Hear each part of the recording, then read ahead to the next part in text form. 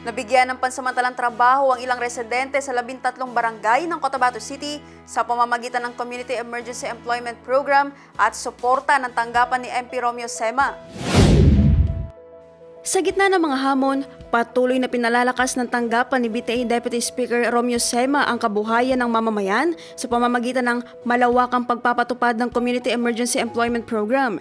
Ito ay sa pamamagitan ng clean-up drive at livelihood assistance sa iba't ibang komunidad sa ilalim ng temang Responsableng Kaagapay sa Serbisyo o RKS. 10 araw lamang ipatupad ang Community Emergency Employment Program kung saan makatatanggap ng regular salary wage ang mga mapipiling benepisyaryo kapalit ng kanilang serbisyo sa clean-up drive at community activities. Personal na naglibot si MP Romeo Sema sa iba't ibang lugar upang pangunahan at tiyaking maayos na naisasagawa ang clean-up activities bilang bahagi ng layunin ng programa na mapanatili ang kalinisan sa komunidad habang nagbibigay ng pansamantalang trabaho sa mga residente.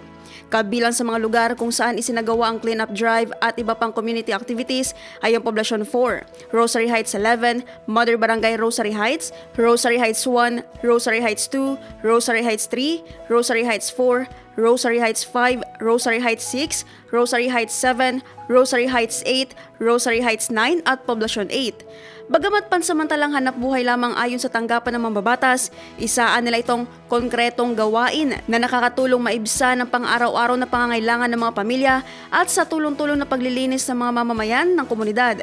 Nabubuo at lalong napapabuti ang magandang samahan at nakakatulong sa kalusugan ng mga mamamayan, dulutan nila ng malinis sa kapaligiran at hangin. Yung SHIP program yan is na-conceptualize natin during my time as Ministry of Labor and Employment para matulungan po yung mga informal workers natin. So yun siya, yung program na yan is merong 10 days working days nila at ang kanilang allowance is minimum wage natin. So yan po yung programa natin sa mga informal workers natin sa Cotabato City at hindi lang dito sa Cotabato City yung programa natin yan. Yung SHIP program.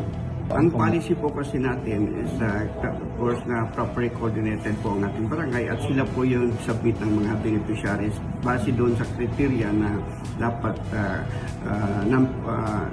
non-formal workers sila. Ibig sabihin, yung mga constituents natin na walang trabaho, ang kanilang trabaho lang isang carpenter, habal-habal, driver, and other pong ba, yung mga nanay, mga senior citizens.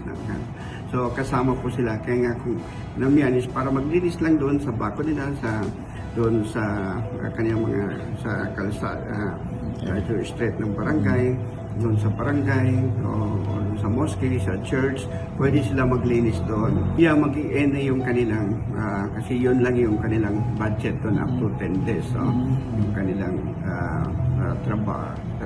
So, hindi naman siya 8 hours yung kanilang trabaho. So, at least, nasa barangay na po yung nila kung paano nila adjust yung working hours nila na hindi sila mahirapan. Ang programa ay pinondohan sa ilalim ng Transitional Development Impact Fund ni MP Romeo Sema, katuwang ang Ministry of Labor and Employment o MOLIBARM at ni Chief Minister Abdul Rauf Sami Gambar Makakwa.